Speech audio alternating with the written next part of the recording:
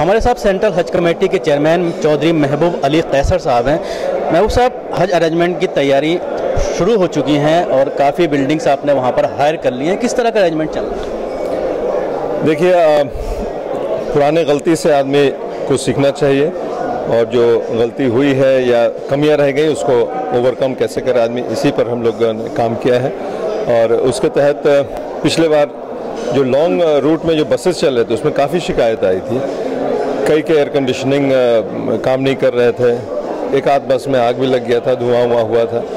तो इस बार हम लोगों ने जो नकाबा से वहाँ पर एग्रीमेंट किया या फिर बस के एजेंट से जो एग्रीमेंट किया, उसमें सारे बसेस जो हैं नए होंगे, 2016-17 के होंगे। इसको हम लोगों ने इंश्योर किया है और एग्रीमेंट में बाकायदा लिखा हुआ है कि 2016-17 से पुराने बसेस नहीं होंगे। कई में जो लॉन्ग रूट के होंगे, जो जद्दा से मक्का या मदीना जाएंगे, उसमें टॉयलेट्स का भी इंतज़ाम है। तो एक तो ये हो गया। दूसरा, हम लोगों ने ग्रीन कैटेगरी में जो 1500 मीटर का को मरकजिया मानते थे, उसको हम लोगों ने घटा करके 1000 मीटर कर दिया। तो हमारे हाजियों को उतनी परेशानी नहीं होगी, 1000 मीटर के अंदर हरम शरीफ से रहेंगे। तीसरा, हम लोगों ने मदीने में 100% मरकजिया का इंतज़ाम इस बार किया इंडियन हाजीज़ के रहने के।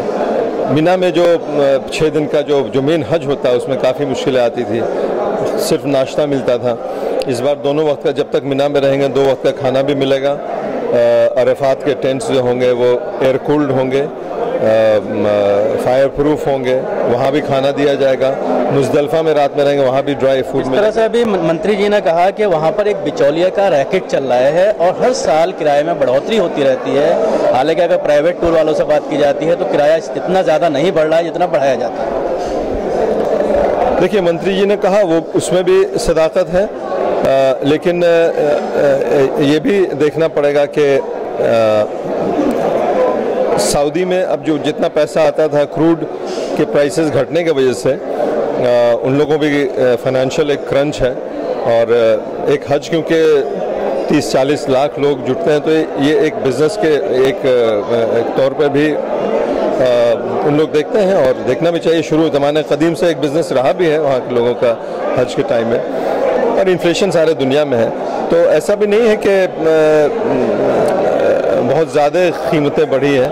कीमतें इस बार इसलिए बढ़ रही हैं क्योंकि सब्सिडी जो है वो इस बार घट रहा है।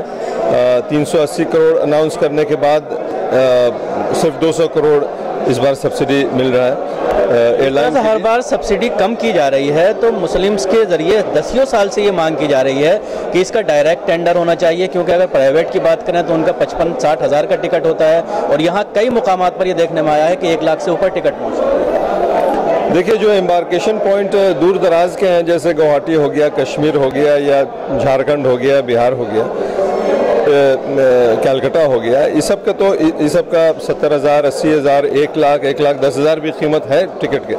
तो उसको सब्सिडाइज करने के लिए जो हमारे बॉम्बे के हाजी हैं उनसे ज़्यादा हम लोग क्रॉस सब्सिडी करते हैं पूरे कंट्री में, ताकि एक लेवल का प्राइस रखें।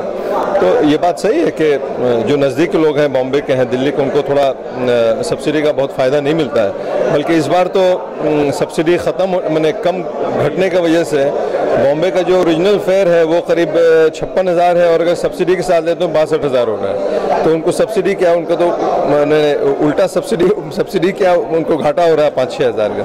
तो हम लोगों ने 3 एम्बार्केशन पॉइंट, जैसे बॉम्बे हो गया, दिल्ली हो गया और एक और जगह, वहाँ पर को अलग करके इस बार प्राइस को इक्वलाइज किया। हज हाउस में एक सिविल सर्विसेज का वो चलता था ट्रेनिंग प्रोग्राम, सुनने में आ रहा है कि उसको बंद कर दिया गया।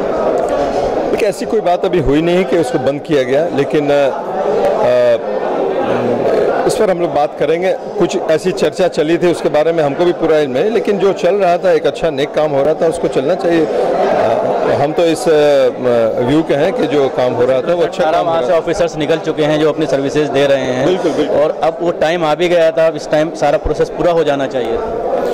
तो इसके बारे में हमको पूरी जानकारी नहीं है कि इसका कुछ चर्चा चली थी, लेकिन हम नहीं समझते कि उसमें उसको ख़त्म किया जाएगा। शुक्रिया। ये थे चेयरमैन हज कमेटी जो तफसील से बता रहे थे कि किस तरह से हज अरेंजमेंट की तैयारियां चल रही हैं और कुछ नई चीज़ें करने की हज कमेटी के ज़रिए कोशिश की जा रही है। वहाँ पर बेहतर सहूलियात देने की कोशिश की जा रही है इस साल हाजियों के लिए। दिल्ली से कैमरा पर्सन हसनैन जैदी के साथ न्यूज़ मैक्स के लिए शकील अहमद।